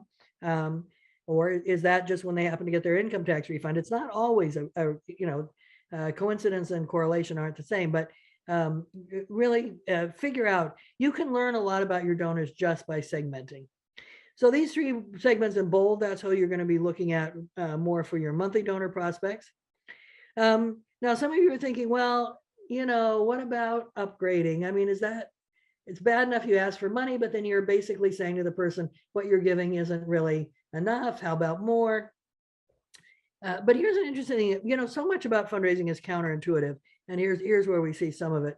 First of all, most people can give more. There are very few people that are giving to their maximum to your group. Now, the reason they're not giving more to your group, maybe is because they're giving a maximum to some other group. That's their choice. Your job is simply to put the invitation forward. Could you help us? Could you help us again? Could you consider giving more? Your job is to invite. Their job is to say, yes, I could do that. Maybe I'll think about it. I have to talk to my spouse. No, I couldn't possibly do that, or whatever. Just do your job, right? Don't do their job. Their job is to say yes or no. Your job is to ask. And your other job is to accept their answer with total graciousness. So when they say, no, I couldn't possibly do that, say, well, you know, really appreciate you thinking about it. And that's it. And don't ever take anything personally. Nothing, really, almost nothing in life is about you, but especially someone's denial of a request for a gift. We don't know who will upgrade until we ask. And even people who say no, they actually think a little more about their giving. So there have been a number of studies where you take a group of people and you ask them to upgrade their gift and they say no. And then the following year, you just ask them to give the same amount and they upgrade. But and so you say, well, that's just because the following year they upgraded. But if we look at the people we didn't ask for an upgrade and the following year asked for the same amount, those people the next year are more likely to give the same amount. It does appear that planting the seed that you could give more will really make a difference. And the other study shows when we never ask people for more money, they will stop giving altogether.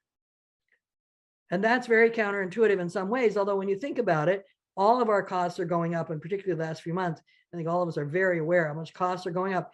Everything's going up, and yet the organizations that are talking to you are not asking you for more money. You kind of think, well, how come they don't need more money? I need more money. And then because most people live in a world where they have very low self-esteem, but a very high self-absorption, completely the worst. I mean, we're just, as a species, we're just the worst. So for example, everything is about me, right? But I have very low self-esteem. So I'm walking down the street and somebody I know goes by me and doesn't say hello. Because I'm the center of the universe. I'm like, they didn't say hello to moi. I didn't say hello to me, right? Never stopping to think they didn't see you. They have diarrhea. They're racing for home. You know, who knows what's going on with them, right? Everything's about, they didn't say hello to me because they hate me, right? No, they didn't say hello to you because they didn't see you. That's it. You were invisible to them. So when people don't ask, when donors are not asked regularly to increase their gift, like every couple of years or so, they will begin to think, I'm not an important donor. This has been established in survey after survey. They will begin to think, I'm not an important donor.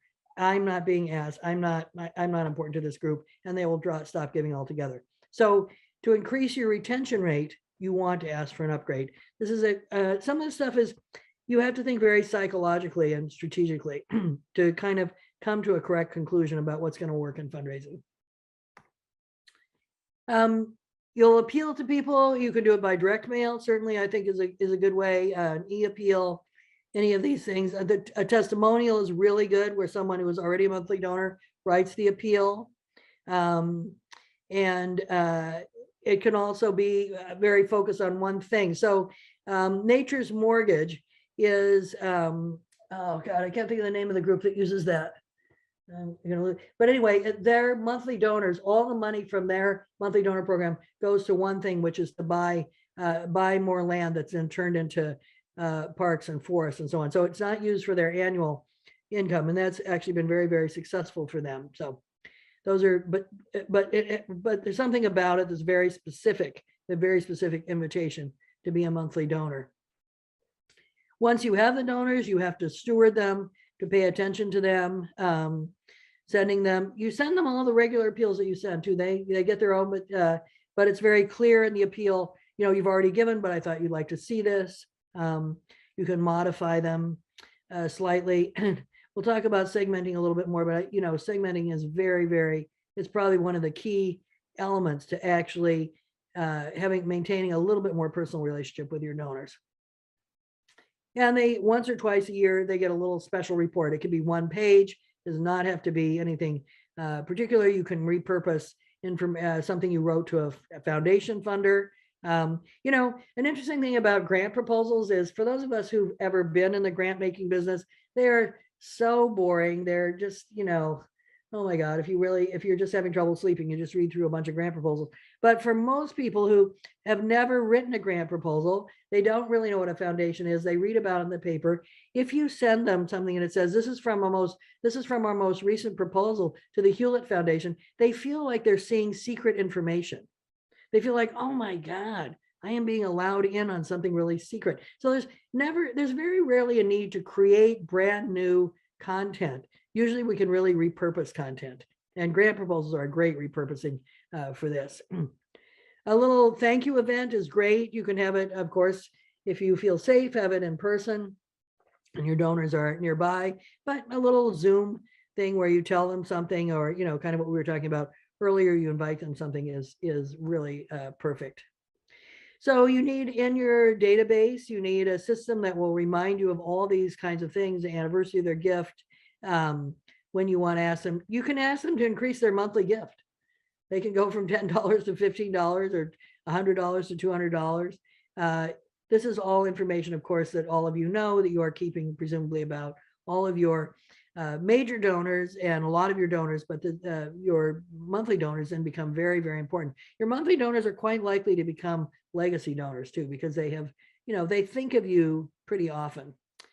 So those are just kind of simple things. I want to kind of come out of the screen and see what questions that raised for people. And do you see the overlap in what Haley was talking about and this specific strategy of monthly donors? You can see how a lot of it is very overlapping. So questions, comments, disagreements?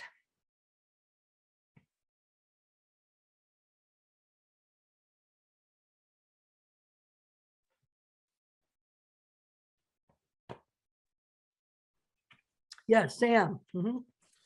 So when you're asking for upgrades, do you take a specific group and ask for a specific amount, so like 10 to 15, or how do you gauge that jump, that increase? Well, to tell you the truth, generally I ask for the person to double their gift. Okay. Yeah. Now, if it's Great. $1 million, I might ask for $2 million. I mean, I do also filter by common sense, but yeah. And John, I think, could you consider doubling that? And really what we want, and you'll hear this next week from Wanda when she talks to us about asking for money. You want the person to be like, what? Like, that's exactly what you want. Like, what? Because it's sort of like, and oftentimes in fundraising, we also have a theory that when people say, I need to think about it, that's you ask for exactly the right amount. So I need to think about it is like, I could do that, but am I going to? And would I do it for you? I have to think about my other groups. So it's perfect. You know, if they're like, no way, then you know you went a little too high. That's okay. Then you're just like, well, what feels comfortable to you? Yeah, you can't. you. You know, if you stay in a space where you honestly are not going to take anything personally, and you honestly believe this person is going to do their very best. This donor is going to do their very best they can. Their very best might be nothing, might be everything I asked for, it might be half what I asked, it doesn't matter. But I'm going to just appreciate them. I'm going to invite them. They're going to answer my invitation however they want. Then you can almost ask for just about anything because there's no energy. There's no, you really better get this. You know, there's none of that anxiety. I see people sometimes they ask, and it's obviously taken them so much effort to ask that you feel like if you say no, they'll probably just fall over and you'll have to call the ambulance, you know, and that's just not fair. It's not fair to put on the person. Could you consider $500? And if you say no, I'm going to kill myself. I mean, that's just, it's like too much. Don't put pressure. Let the person be in their own space and they don't have to take care of you and say yes. Let's see. I just saw a bunch of stuff in the chat. Wait, hold on. We had a monthly donor stop donating. I'm not sure who to ask them about it. Any tips? Okay, well, you can imagine because I'm a little bit in this camp. I would call and say, we really miss you. You know, you were donating monthly and I noticed you stopped. And, you know, if it's something to do with you, it's not my business. I'm not trying to pry, but if it's something we did, I'd love to talk to you about it and figure it out. I always call people and ask them why they stopped giving or why they're giving way less. I think, and I find that people like it. They want to tell you, and it is 99% of the time has nothing to do with you. And when it does have to do with you, you want to know because that will not be the only person who thinks that. You know, it's the same principle of any complaining email or anything like that. It usually represents 9 or 10 other people who thought the same thing and only one person acted on it. So, you know, feel free to call your donors. Feel free to email them, you know, just trying to find out, just trying to figure it out. We did a special campaign last year inviting all our donors above basic membership dues. Let's see. Asking them to increase their gift. That was a tool for us to identify people we could cultivate further. Very good. Yes, absolutely. Here we go. What is the role of a gift to certain donors? Oh, so if I'm understanding, Irene, and you could come on and tell me if I'm interpreting this, sometimes we give, if you give $50 or more, you get a t-shirt. Is that the kind of thing you're talking about? It's just an added incentive. I think it's a little overused and I'm not such a fan of it because I think you could, because it's just a lot. But if you have something that's very organic to your group, it kind of makes sense to your group, then it's something you can use. But in general, we want to train people to love the work, to love the work. Okay, so let me see what else we have here. And you can raise your hand if you feel like I didn't. Oh, so somebody said ask for doubling is exactly what they taught me in seminary. Good. Maybe that's where I learned it too. So, you know, if you learned it in seminary, it must be true. There's anything that we ever learned in seminary that wasn't totally true. Developing, let's see, going back up here. Is there a handout on strategies for asking people to become monthly donors? Not that I know of.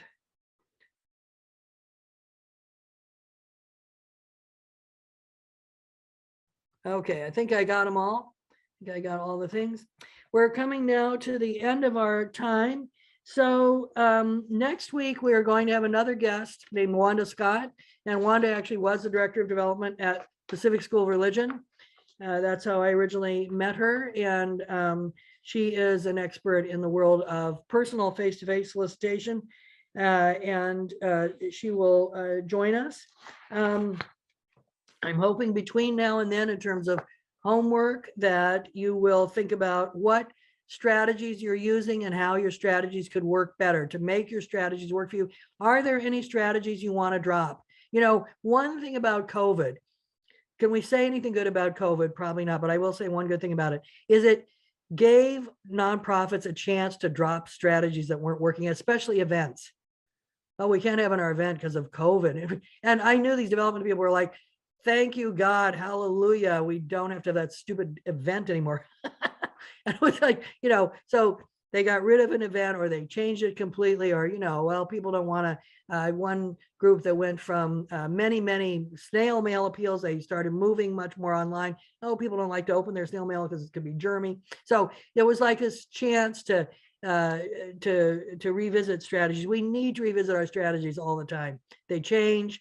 The generation of people people being accustomed to giving that way changes. Even until 3 or 4 years ago, a check was the most common way people gave.